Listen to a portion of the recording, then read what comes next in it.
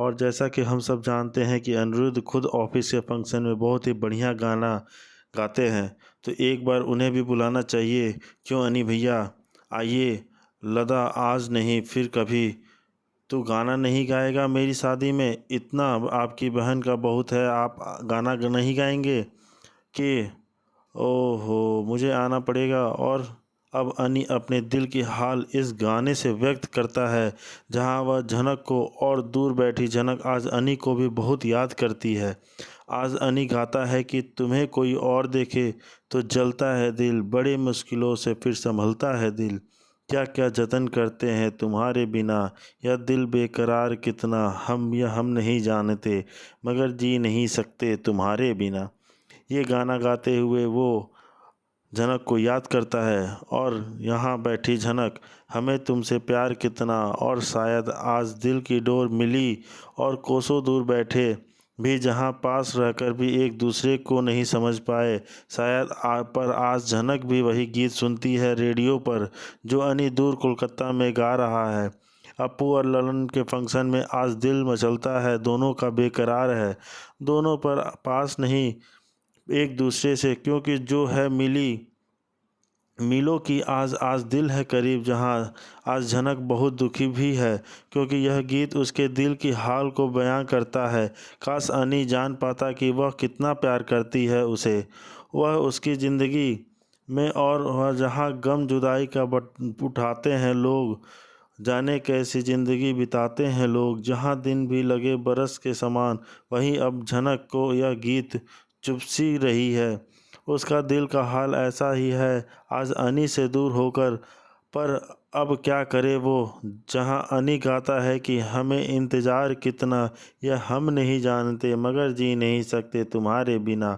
और आज अनी के तन मन में सिर्फ़ और सिर्फ झनक है, जिसे वह बेहद प्यार करता है, मगर जी नहीं सकता उसके बिना, क्योंकि उसे कितना प्यार है। और अब जहाँ तालियों की गड़गड़ाहट होती है अनी के लिए, वहीं अनी डूबा है अपने ही सोच में, और सब उसकी प्रशंसा करते हैं और संगीत बीच में चलता रहता है।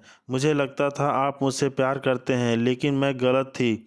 आई लव यू झनक, बहुत प्यार करता हूँ मैं तुमसे, जितना शायद ही उस दुनिया में किसी से किया हो। लेकिन तुमने इस प्यार को अपनी घटिया चालों से, अपने झूठ से भर दिया मुझे, पर सबके सामने इल्ज़ाम लगाया, तुमने मुझे बेइज्जत किया।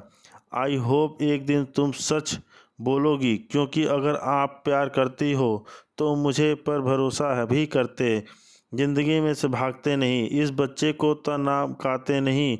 आप सर जी ऐसा क्यों कर रही हैं?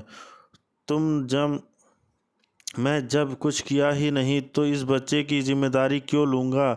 मैं यह जिम्मेदारी आदित्य कपूर की है, मैं उठाऊँगा इसके उसके कर्मों की भरपाई मैं क्यों करूं? झनक और आज मन में ही सही, पर अनी को एहसास होता है कि वह सिर्फ और सिर्फ झनक से प्यार करता है और जी नहीं पाएगा उसके बगैर। जहाँ झनक भी आज सिर्फ अनी का प्यार और अपनापन के लिए तरस रही है, दूर में मुंबई में बैठी तो है, पर क्या कब मिलना होगा ज़रूरी। जहाँ दो दिल तड़प रहे हैं, दूर बैठे दूर तो हैं एक दूसरे से, पर क्या इतना दूर है? प्यार तो बहुत करते हैं दोनों आपस में, लेकिन ये जो बच्चा है बीच में, उसके वजह से इन दोनों का प्यार अब पता नहीं कहाँ गुम हो गया है। जहाँ झनक अनी पे भरोसा करती थी कि वो उसके बच्चे को अपनाएगा, लेकिन यहाँ अनी उस पे भरोसा नहीं करता कि वो दूसरे का पाप मेरे गले मर रही है, और वो उस बच्चे को अपना नाम नहीं देना चाहता। लेकिन झनक चाहती है, वो झनक जानती है कि उसका बच्चा का बाप अनिरुद्ध ही है, क्योंकि अब वो चाहती है कि अनिरुद्ध उसके बच्चे को अपनाए और उसको अपना नाम दे, उसकी जिम्मेदारी उठाए। लेकिन यहाँ पे तो उल्टा ही हो रहा है। अनिरुद्ध झनक पे भरोसा ही नहीं करता। वो सोचता है कि उसका ये बच्चा जो है वो आदित्य कपूर का है। ये गलतफहमी बांधे हुए अपने मन में अनिरुद्ध अब सोचता है कि आगे क्या करना है। प्यार तो वो बहुत करता है झनक से, लेकिन कहे कैसे और बताए कैसे? झनक भी तो प्यार करती है, अब तो वो सब चीज़ बयां कर दी है, लेकिन अनिरुद्ध उसके बच्चे को अपनाना ही नहीं चाहता, उसको अपना नाम देना ही नहीं चाहता। तो कैसे हो? नाम कैसे देता। इन्हीं सब बीच में आगे की तैयारियां होती रहती हैं। तो अप्पू रोने लगती है तो लालून की माँ बोलती है, तुम रो क्यों रही हो, हमारे साथ रहने में अच्छा नहीं लग रहा है तुम्हें, अपनी माँ को देख के इतना रो रही है। हाँ बताओ। नहीं नहीं, अच्छा लग रहा है, बहुत अच्छा लग रहा है। आप तो मेरी नौतन माँ हो ना, बहुत अच्छी हो आप। और जैसी अप्पू है वैसी ही अनुराधा को भी खुश तो कर दी ही देती है। अपने मायके वालों के सामने इज्जत बरकरार रखती है और अपने ससुराल का और सबके चेहरे पर खुशी लहराती है।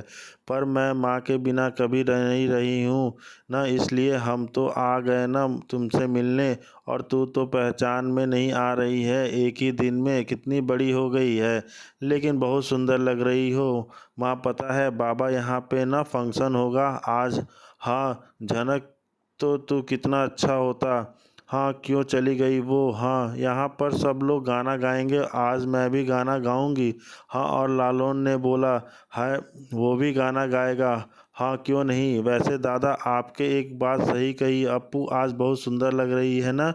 हाँ माँ, अप्पू का घर आएगी न तो जोड़ खेलने की रस्म के लिए। हाँ छोटन, बहुत बड़ी रस्म होती है छोड़न खोलने खोलने की। और अब अनुराधा लालून की ओर देखती है, क्या जाएगा वह वहाँ लालून।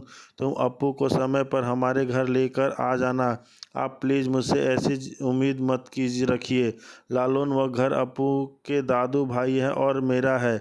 जब उस घर में हमारा एक बेटा अपने पूरे परिवार के साथ रह सकता है तो उसका दूसरा बेटा भी रह सकता है।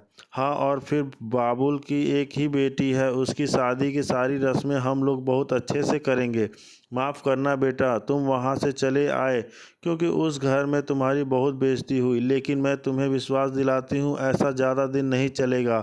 और फिर तुम तो उस घर के दामाद हो, तुम्हारा जब मन करे तुम उस घर में आ सकते हो। और अब दादी को कैसे टाले। लालन आज पहली बार इतनी इज्जत जो दे रही हैं वह, और वह कुछ बोल ही नहीं पाता तो क्यों। लालन, मेरी बातों की कोई कीमत नहीं है बेटा, या फिर जिन लोगों ने तुम्हारी शादी मानने से इनकार कर दिया उन्हीं की बात सुनोगे।